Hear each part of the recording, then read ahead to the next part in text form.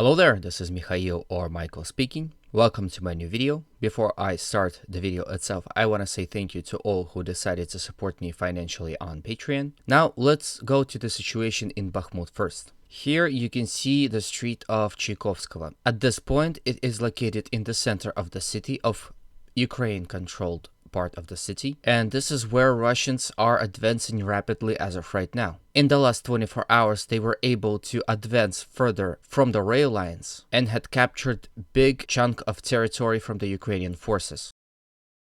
In my last update, they were only controlling about this much, and now this much territory has fallen to the Russians. Fighting, of course, now continues beyond recently captured territories in the general direction of this high raised buildings sector and Chaikovskого Street here.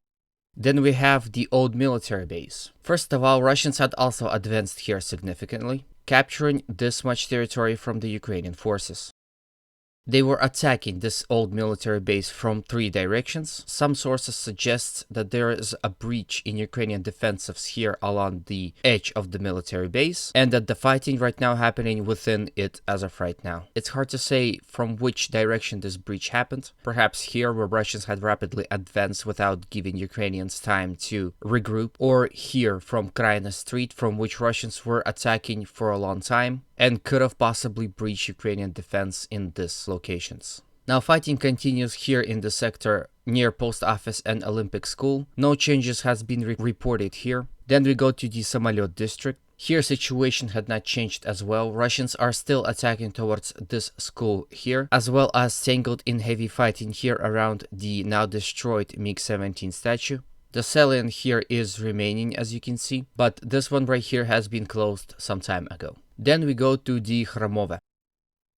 Situation here is difficult. Some sources have stated that Russians have stormed Khramove and were able to capture it. It is unclear, however, from which directions, neither from this forested area or through these open fields. Pro-Ukrainian sources are not saying anything about that.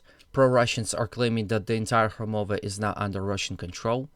And more neutral sources suggest that Russians were able to capture Khramove, but were counterattacked by Ukrainians. It is unclear how many counterattacks were conducted against Russians within Khramove settlement, and the same sources suggest that Russians have retreated back and were able to dug in the outskirts of Khramove. So I guess this much territory is taken by the Russians. I must repeat that with the fall of Khramove, Russians will establish full fire control over this road. With this road already cut by the Russians and with the fire control over this road, Bakhmut will be technically operationally encircled and Ukrainian forces won't be able to receive any more reinforcements or supplies without risk of those supplies being destroyed somewhere along the roads. Now, of course, they could try and pass on the fields, but I will show you a video that suggests that the soil in Ukraine is still unusable for any movement with any kind of vehicles.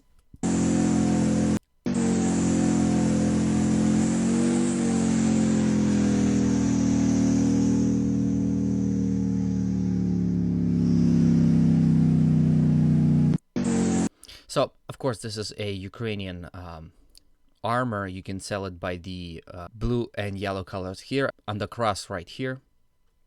So, as you can see, literally a sea of mud as of right now.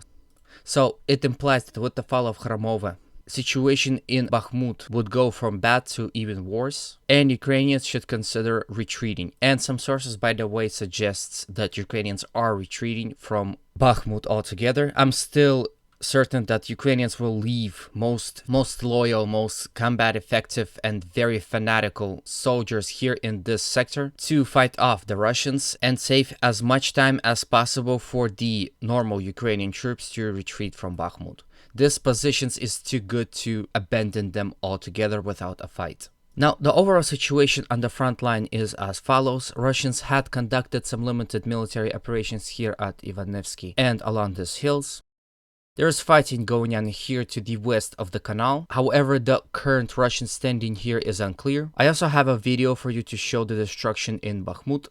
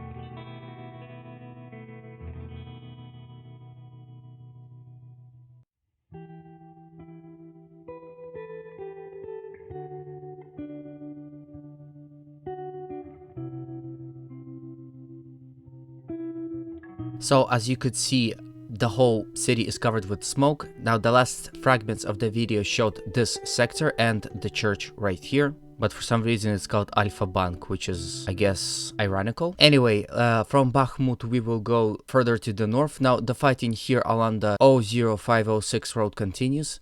It is unclear how much territory Russians are controlling. Latest reports suggest that Russians had gained more control over this field right here and had physically cut the road somewhere in this location. However, we need more confirmation. Then we go here where fighting continues in Bogdanivka and Grigorivka. Here Russians are advancing and capturing fields by fields. Fighting in Orekhovo-Vasilivka continues, as well as along the E40 highway and Lishняnsky.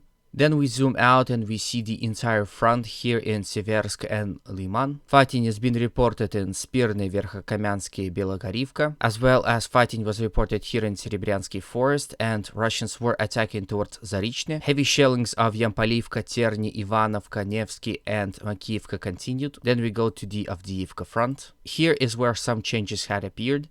Well, first of all, Kamianka still stands, which again is very surprising. Then Russians were able to expand their zone of control here around Krasnogorivka. This map doesn't show it, but surprisingly, Ukrainian map does. This is the change that occurred.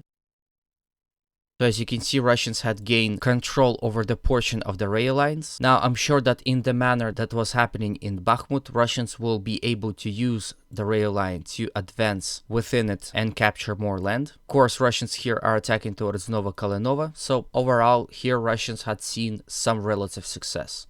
Situation here remains stable for the Russians. Recently, they have retreated from the rail line that they were controlling. It would seem that attacks towards Stepova and Berdichi had stopped, and Russians have dug in around Krasnogorovka here. Situation in Pervomaisky and Marinka did not see any change, just as in Novomikhailivka and Vuglidar. And at last, I want to jump to the Kherson situation. Now, you might have heard of Ukrainians launching so-called counter-offensive here, but I believe calling it a counter-offensive is premature. A lot of people are missing the fact that Ukrainians were launching such attacks for a long time. I guess this time it received so much coverage due to its much prominent success, because Ukrainians here, for example, were able to capture this much territory and advanced along this highway.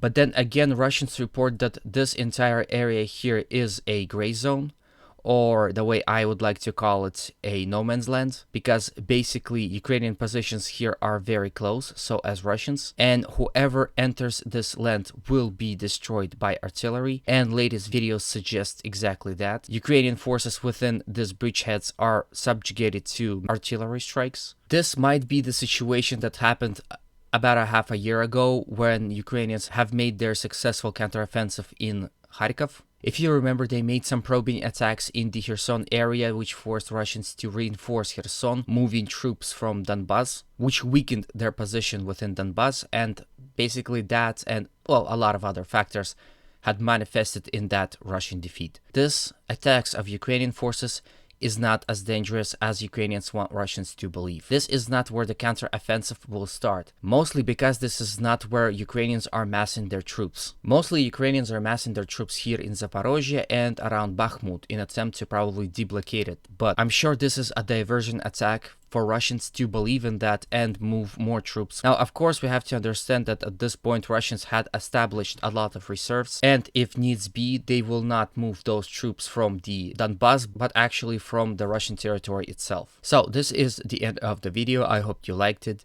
Of course, if you did, please consider supporting it with a like, comments, and a subscription. Also, push that notification bell so you would be informed immediately when I post a new video. All these actions help promote my video to more and more people. If you feel extra generous, please consider supporting me on Patreon, as it will help reach my goal of working on YouTube full-time. Thank you in advance. As always, humanity calls me to condemn all violence against human beings. Have a good day, and always remember, Russia will be free.